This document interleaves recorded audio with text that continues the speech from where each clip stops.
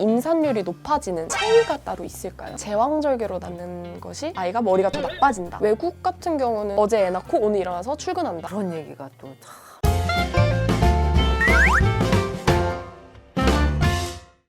사실 저도 질문이 조금 있는데 네네 안 했어요. 잠깐만 해야 될까요? 네. 요새 그 뉴스나 기사 같은 거를 보면은 난임률이 되게 높다고 하잖아요. 원인이 어떤 것들이 있을까요? 점점 사회생활이 팍팍해지는 서구적인 그런 생활 습관으로 비만 이런 것들이 점점 난임 인구를 늘리고 있다고 보이고요. 대표적인 거는 혼인하는 시기가 늦어진다라는 게 제일 문제일 거예요. 여성은 난소를 가지고 있는 상태에서 태어나거든요. 시간이 지나면서 점점 노화가 되게 되는데 만 35세 이상부터는 고위험 산모로 보고 있는데 아이의 다운 증후군도 올라갈 확률도 높고요. 후퇴 능력도 점점 떨어지게 돼요. 그러면은 생물학적으로 네. 임신에 적합한 나이가 있을까요? 10대에서 임신은 절대 도움이 되지 않고요. 임신성 고혈압이라든가 여러 가지 문제가 생길 수 있고 20대부터 30대 초반까지가 난자도 건강하고 남성 역시도 건강한 남성의 나이도 영향을 미치나요? 남성의 나이도 영향을 미치는 팩터입니다. 일부 유전병에서는 남성의 나이에 따라서 발생률이 증가하는 경우도 있어요. 예쁜 정자들 수도 적어지게 되고 운동성도 떨어지게 되고요. 난관까지 가야 난자를 만나게 되는데 여기까지를 가질 못해요. 난임 부부에서 여성 쪽에서 더 많이 죄책감을 느끼게 되는데 40%가 여성의 원인, 40%가 남성의 원인, 20%는 원인 미상인 경우예요. 선생님 그러면은 임산율이 높아지는 체위가 따로 있을까요? 섹스 후에 엉덩이를 들어라, 거꾸로 서 있는 자세가 좋다, 뭐 등등 여러 가지 얘기가 있는데 사정을 안 해서 해도 안 좋은 정자들은 자궁 경부를 뚫고 들어가지 못해요. 성관계 할 때 스트레스 받지 않고 하는 거가 훨씬 더 임신율을 높일 수 있는 방법이라고 생각해요. 서로 안정적인 상태에서 그럼요.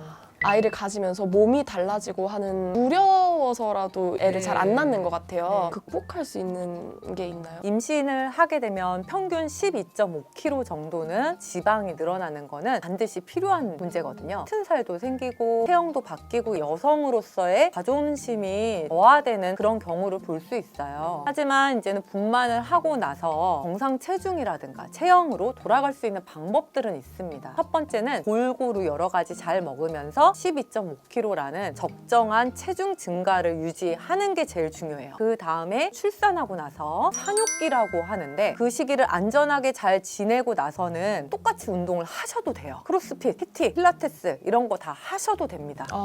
육아 때문에 많이 힘들고 이런 거는 당연하지만 보통 출산 후 1년 안에는 정상 체중으로 돌아와야 빼기가 훨씬 더 쉬워요. 외국 같은 경우는 어제 애 낳고 오늘 일어나서 출근한다. 산후조리가 필요 없다는 의견이 좀 있는데 그거에 대해서는 서양 여성과 동양 여성의 그런 체력 차이도 조금 있는 걸로 봐서는 조금 무리가 있지 않나 싶고요. 그러다 보니까 산후조리원이라는 특수한 문화가 발달을 하게 됐어요. 산후조리원이라는 거는 우리나라에서 시작되고 우리나라에만 있는 거고 다른 나라로 역수출이 되고 있기는 하나 의학적으로는 꼭 필요한 건 아닙니다. 오히려 많이 움직일수록 훨씬 더 회복은 빨라집니다. 오로 배출도 더 많이 되고요. 그게 아기를 낳을 때 다 빠지는 게 아니라 네, 아니에요. 단 주치의랑 상의를 해서 아기가 너무 커서 골반이 많이 틀어졌다거나 이런 경우는 바로 움직이는 건 좋지 않겠죠. 그러면 선생님 아기들이 엄마 뱃속에 있을 때 이런 걸 들었어 뭐 이러는 게 가끔 있잖아요. 네. 저희가 하는 말 혹은 먹는 음식이 아이 성격이나 행동에 영향을 미치게 되나요? 직접적으로 듣는다기보다는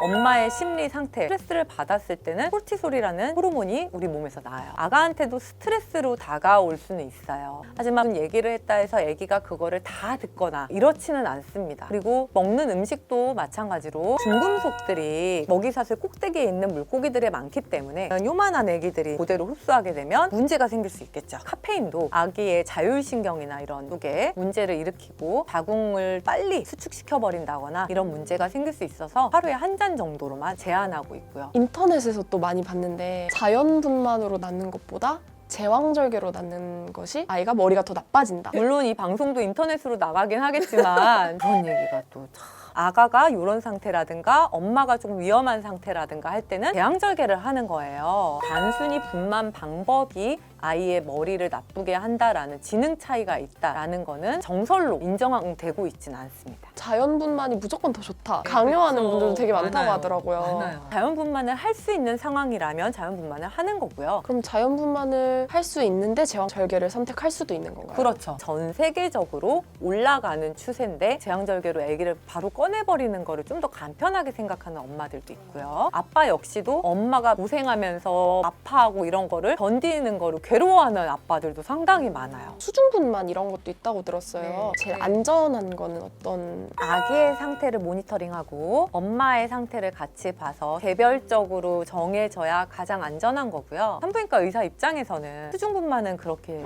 좋은 방법이 아닙니다. 아이가 나왔을 때 즉각적인 처치가 좀 어려울 수 있고요. 분만을 할 때는 소변도 나오고 변도 나올 수 있어요. 그게 수중분만에서 이루어지면 아가한테도 오염 물질이 닿을 수도 있고요. 적절하게 회음절개가 들어가지 못한다거나 출혈을 정확하게 바로바로 처치하지 못할 수도 있어요. 산모나 아기한테 다 위험할 수 있어요. 엄마의 네. 양수에서 헤엄치는 것처럼 하지만 실제 분만 과정이라든가 그런 의학적 처치는 치열한 전쟁터고 분만은 절대로 마냥 자연스러운 현상이다라고 하기에는 좀 무리가 있어요. 취업 첫날이라서 네. 궁금한 게 많았는데 역시나 몰랐던 정보가 너무 많네요. 저도 되게 사명감을 갖고 오늘 네. 하루 일해보겠습니다. 네, 알겠습니다. 다시 자리로? 네.